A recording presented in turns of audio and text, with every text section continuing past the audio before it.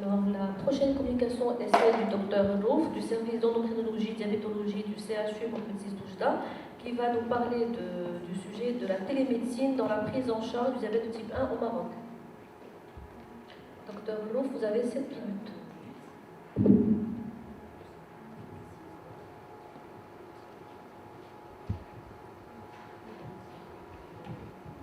Alors, chers maîtres, chers collègues, honorable assistance, tout le plaisir pour moi d'être parmi vous aujourd'hui pour présenter ce travail à propos d'une nouvelle approche dans la prise en charge du patient diabétique type 1, basée sur la télémédecine et qui consiste à la mise en place d'une nouvelle approche thérapeutique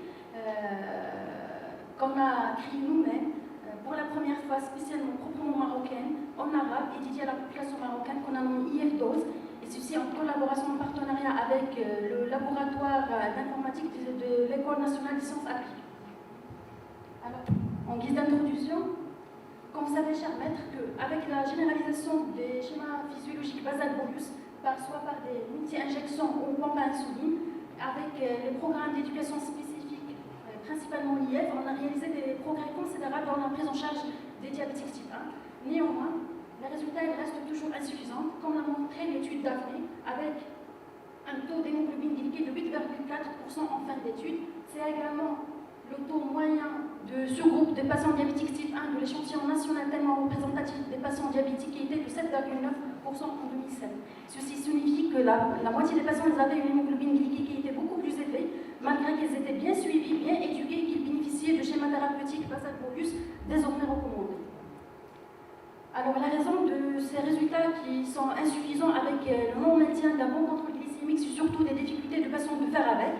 Le patient le plus souvent a des difficultés d'appliquer correctement au quotidien les règles complexes de calcul des doses d'insuline prandial, ce qui aboutit à des injections des doses d'insuline inappropriées et par conséquent des situations d'hypo et d'hypoglycémie. Et comme vous savez, chers maîtres et collègues, que le diabète c'est une maladie chronique. Alors le patient a le plus souvent des difficultés de se rendre régulièrement à la consultation des spécialistes, chose qui s'ajoute à la contrainte de l'autosurveillance glycémique et l'entretien d'un carnet de surveillance en papier.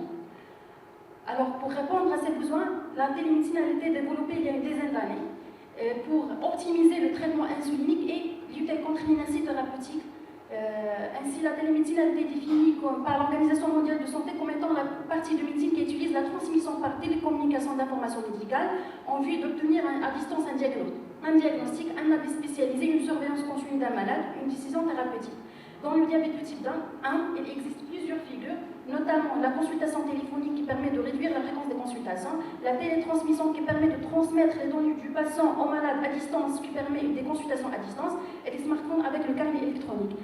On vous signale, chers maîtres, que la plupart de ces applications ont été développées par des industries pharmaceutiques pour faciliter la tâche aux médecins. Ainsi, pour optimiser la prise en charge du patient diabétique type 1 dans notre service, on a pensé, à l'initiative et à l'engagement marqué de notre professeur, à élaborer un système de télétransmission qui est fait d'un site web et une application sur les smartphones pour faciliter le calcul des doses d'insuline aux patients diabétiques type 1, ce qui leur permet d'adapter au mieux leur traitement insulinique et améliorer leur qualité de vie. Alors pour notre étude, on a l'application de la IF-Dose Boujda. Alors pour l'IF-Dose, c'est une application qui a rassemblé médecins et informaticiens pour un travail de tous les jours et des réunions régulières, développées sur une durée de 1 an. Il couple un smartphone et un site web et il nécessite une connexion Internet et on vous signale que l'application est gratuite à 100%. L'application a été utilisée après des ateliers d'initiation et de contrôle et après consentement de patients. Notre étude est une étude prospective descriptive menée sur 3 mois. Les critères d'inclusion ont inclus les patients diabétiques type 1 motivés à avoir un bon contrôle diabétique et glycémique, ayant bénéficié d'un stage d'insuline-thérapie fonctionnelle, ayant une hémoglobine glycée entre 7 et 10% et possédant bien sûr un smartphone. On a exclu les patients incapables de faire le calcul mathématique avec une hémoglobine glycée au-delà de 10%, des patients diabétiques type 2 et les femmes enceintes diabétiques. Ainsi, on a recruté 7 patients. On vous signale, chers maîtres, qu'actuellement on a d'autres malades qui sont recrutés, mais ils n'ont pas arrivé à 3 mois d'évaluation. Alors, l'analyse statistique a fait appel au logiciel SPSS. Alors, pour notre application, comme on vous a déjà dit, chers maîtres, que l'application couple un site web et une application sur les smartphones. Alors, pour le site web, elle contient une base de données de tous les malades recrutés. Chaque malade possède un IP, c'est l'index patient avec un mot de passe. Le mot de passe qu'on obtient après création de dossier et introduction des données relatives à chaque patient. Le site web contient également des données d'ordre socio-démographique, des données médicales, notamment l'histoire de la maladie, le statut dégénératif, les données du lièvre, notamment l'indice de sensibilité, les ratios insulino-glucides et les objectifs glycémiques, ainsi que le suivi en consultation. Le site web intègre également une liste alimentaire électronique qu'on a établie nous-mêmes, notre service, pour être le mieux adapté au contexte marocain avec les habitudes alimentaires marocaines. Elle contient les différents aliments avec leur teneur en glucides. Alors pour l'application sur le smartphone, alors une fois le patient a son mot de passe, il pourra se connecter facilement à l'application. Dans un premier temps, l'application va aider à calculer le nombre de glucides dans le repas. Le patient sera amené à choisir le repas, est-ce qu'il s'agit d'un petit déjeuner, d'un déjeuner dîner, car les ratios insulino-glucides diffèrent selon le repas. Par la suite, le patient va choisir de la liste alimentaire les aliments qu'il veut, autant qu'il veut, pour constituer son plat. Et par la suite, il doit mentionner s'il va faire ou non une activité physique avec le mention de l'intensité de l'activité physique. En deuxième temps, l'application, le deuxième fonctionnalité, c'est que l'application va aider le patient à déterminer la dose d'insuline, et ceci en fonction de la quantité de glucides contenus dans le repas, et c'est en fonction de la glycémie, s'il y a une correction de cette glycémie ou pas, et en fonction également de l'activité physique. Le patient, après confirmation de sa dose d'insuline qu'il va faire, une alarme va se déclencher pour rappeler le patient de faire sa glycémie de 4 heures. Une fois le patient va saisir sa glycémie, elle peut par la suite conserver les données et les sauvegarder. La troisième fonctionnalité, c'est que la possibilité de personnaliser la liste des aliments, c'est-à-dire le patient pourra facilement ajouter un plat qui est spécifique en fonction de ses habitudes alimentaires.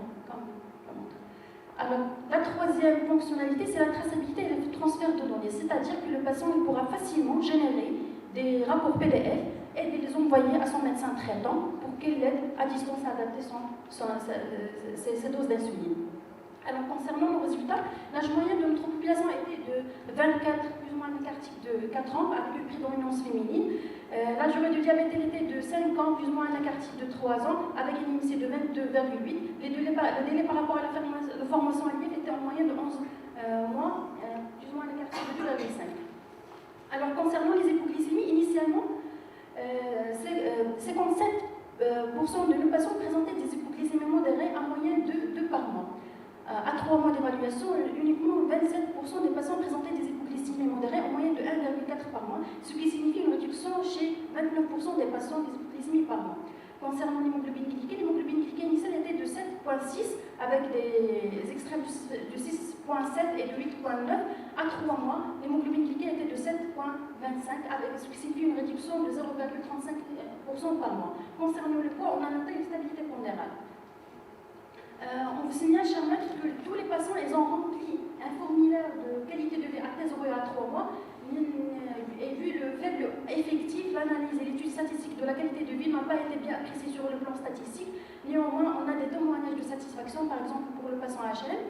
Il nous a dit que l'application est pratique et facile. Je n'ai plus la contrainte de calculer, de se rappeler des contenances glucidiques, de corriger mes glycémies et de les noter.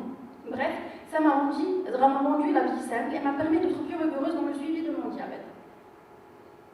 Alors, pour la discussion, de nombreuses expériences centrées sur l'équilibre glycémique ont été publiées, mais ils n'ont pas montré de supériorité par rapport à la prise en charge traditionnelle.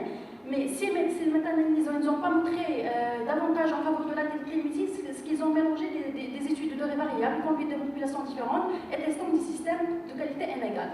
Et si on se compare à des études similaires, on trouve que deux qui ont utilisé des applications similaires. C'est la DID, c'est une application qui permet l'adaptation des doses d'insuline et qui a le privilège, comme nous d'ailleurs, de posséder une liste alimentaire électronique dans laquelle le patient va choisir les aliments qu'il va prendre et l'application va calculer la dose d'insuline. Mais le point faible, c'est que l'adaptation de dose d'insuline est limitée au seul calculateur de dose par repas, contrairement à notre application qui possède le facteur correcteur. L'étude a été essayée en première évaluation sur 3 mois, sur 50 patients diabétiques type 1, et elle a montré qui permet de maintenir un bon contrôle glycémique. Par contre, l'étude d'évaluation à 6 mois, elle n'a pas montré d'amélioration de contrôle glycémique. Pour le système Diabio, c'est un peu plus proche de notre application. Elle concerne les patients diabétiques type 1 type 2 sous basal bolus. C'est également un carnet électronique et smartphone. Elle permet le calcul des doses d'insuline et elle permet la télétransmission des données sur un site web consultable par le médecin. L'étude a également été testée en monocentrique et multicentrique et elle a montré une amélioration de l'hémoglobine glycée au moyen de moins de 0,8%. Alors, pour notre application, quoi qu'il soit, ce sont des résultats préliminaires. On a noté une amélioration globale, notamment une réduction des hypoglycémies, une stabilité pondérale, une réduction du taux d'hémoglobine glycée avec une satisfaction excellente. Alors, en guise de conclusion, le développement de la télémédecine contribue à impliquer davantage les patients dans ses soins et dans la gestion de son diabète. La mise en œuvre d'un projet télémédical est un processus complexe qui implique des partenaires multiples. Des études multicentriques sont nécessaires à faire pour confirmer l'efficacité, la sécurité et la maniabilité de tels systèmes qui doivent être créés par des Marocains pour être bien adaptés au contexte marocain. Et je vous remercie pour votre attention. On peut donc faire une petite pause discussion et continuer avec les 3 autres communications. Alors, y a-t-il des questions à poser? Il ne faut pas hésiter, donc posez vos questions. Oui.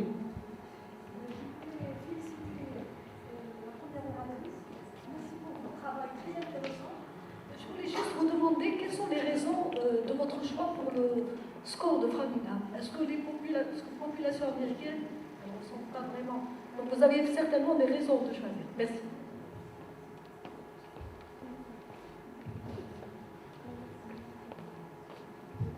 Donc, en fait, il y a plus de 40 scores dans la littérature qui permettent d'évaluer le risque cardiovasculaire, mais personnellement, je l'ai utilisé comme outil.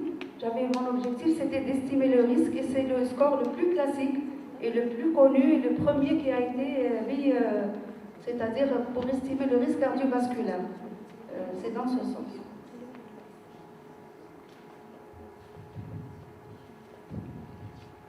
Y a-t-il une autre question? Je voulais poser une question à notre confrère qui nous a parlé de la néphropathie. Et donc, vos patients ont bénéficié d'une biopsie rénale. Comment vous faites? Enfin, en général, vous faites des biopsies systématiquement, parce que ce n'est pas le cas du tout pour nous. On fait rarement des biopsies, sauf quand on est dans un contexte de difficulté diagnostique. On ne sait pas si c'est une néphropathie diabétique ou pas. Donc voilà, je voulais juste un petit éclairage là-dessus. Merci pour la pertinence de la question.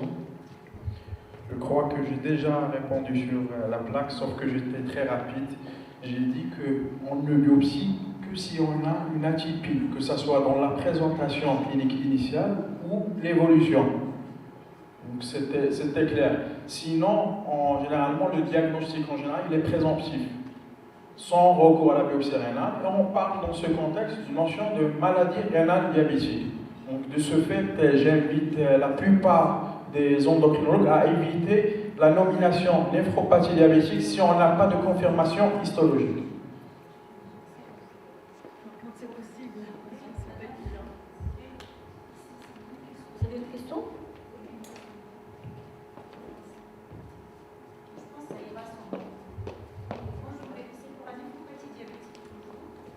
Moi, je voulais savoir, en fait, est-ce que vous avez travaillé sur le diabète de type 1 ou le diabète de type 2? Parce que ça n'a pas été spécifié, c'est complètement différent, parce que j'estime que 65% de diabétiques avec néphropathie, c'est énorme si c'est des DTA. Donc, est-ce que vous pouvez juste préciser le type de diabète que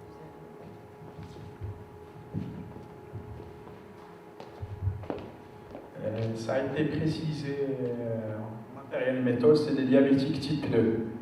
Donc, c'est des patients diabétiques type 2 qui avaient des présentations atypiques.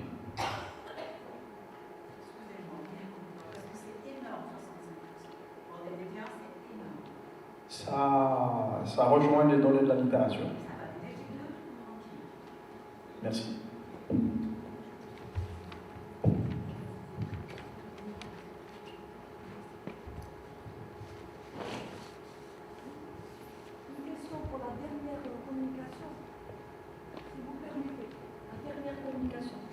Je ne sais pas, moi j'ai trouvé télémédecine, je pensais un enseignement pour diabétique.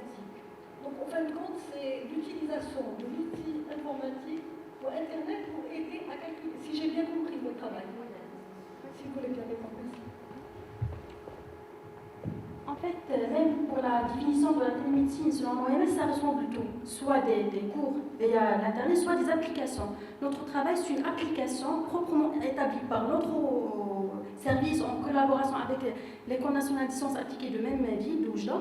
C'est un travail proprement de notre service. C'est une application, c'est comme l'IF. Ce sont des patients qui ont déjà bénéficié d'un stage d'IF. On a essayé de créer une application qui, selon les données de l'IF et même le principe de l'IF, il va aider le patient à calculer sa dose d'insuline. Et ceci, selon des données qu'on a intégrées initialement à la base de données, c'est-à-dire que pour chaque patient, il a un indice de sensibilité, les ratios et les objectifs glycémiques. Et l'application va faire calculer la dose d'insuline en fonction de la quantité de glucides, en fonction de sa glycémie, s'il nécessite une correction, s'il est en dehors des objectifs, et en fonction de l'activité physique, s'il va faire une activité physique. Oui, bien sûr. C'est une étape initiale, puisqu'on est dans une étape d'évaluation de l'application, on est en période d'essai. On a essayé de prendre des patients qui savent calculer mathématiquement dans une première étape pour comparer les résultats de l'application avec des résultats avec le calcul mental et manuellement, et comparer l'application. Et ça a donné de bons résultats. Mais prochainement, on va inclure des patients qui ne savent pas faire les calculs mathématiques à 100%. Et c'est ça l'objectif.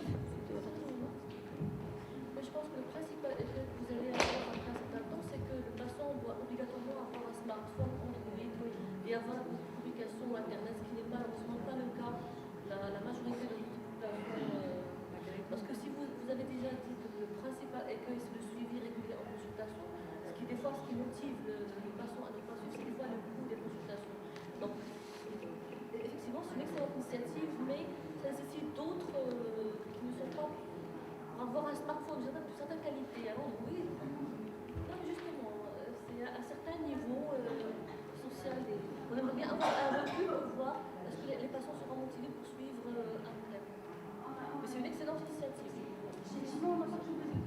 Parce que vous avez eu cette patience. Ce sont toujours des patients diabétiques type 1, ce sont des jeunes, ce sont des patients qui travaillent, c'est-à-dire qu'ils n'ont pas de souci de moyens. Justement, pouvoir étendre ça à la majorité des patients, le seul écueil qu'on puisse avoir, c'est que malheureusement, ça va restreindre une certaine population d'un certain niveau social. Pour le frein de l'accès en connexion à Internet, on est en train de travailler sur ça. On va prendre Ça sera juste dans le cadre d'une étude, mais ils ne pourront pas assurer la gratuité pour toute une vie. Comment ils calculent c'est en fonction du logiciel, c'est le principe d'IF typique, les sociétés, les ratios. C'est un logiciel qui calcule juste le pourcentage de glucides du repas. Alors que des fois, quand par exemple c'est un repas qui est mixte, il y aura l'hyperglycémie qui est bien tardive. On va inclure ça également dans la prochaine. C'est au-delà de 100 grammes. Oui, c'est un biais de calcul que les doses d'insuline sont. La plupart du temps, ce sont des patients qui ont déjà bénéficié des ateliers d'IF, ça veut dire qu'ils savent. En fait, lorsque l'application est dans une dose d'insuline, le patient a toujours la main d'arrondir la dose la plus convenable. C'est-à-dire, si l'application est dans 8,3, il voit qu'il va prendre beaucoup de graisse et peut mettre 9 à la place de 8. Si quelqu'un n'a pas besoin de doses, il ne va pas faire appel à vous pour l'application. Pour ça, je veux dire, si quelqu'un manie la thérapie fonctionnelle, il n'aura pas besoin d'avoir recours à l'application pour lui calculer la dose. Ça, c'est le discours de non, je pense qu'il faut spécifier peut-être dans un que faites attention, c'est juste une estimation de la dose d'insuline rapide que vous devez avoir. C'est possible qu'on puisse majorer ou bien diminuer. Il ne faut pas que ça soit... D'autres questions de l'assistance, s'il vous plaît? La dernière question, parce qu'on est très en retard. Une petite question à propos de la dernière communication. Est-ce que cette application, elle n'est valide que, c'est-à-dire dans la population marocaine, c'est-à-dire, ou bien, puisque vous avez parlé des repas, ou bien on peut s'inspirer ailleurs? On a fait bien sûr le livret alimentaire électronique qui contient les différents aliments et on a pris en compte la spécificité des plats marocains dans un premier temps. Mais ça n'empêche que dans un deuxième temps, on peut introduire les autres plats. Pas de souci. En fait, les plats marocains du Maghreb, ça Ça se ressent. Moi, en tout cas, oui.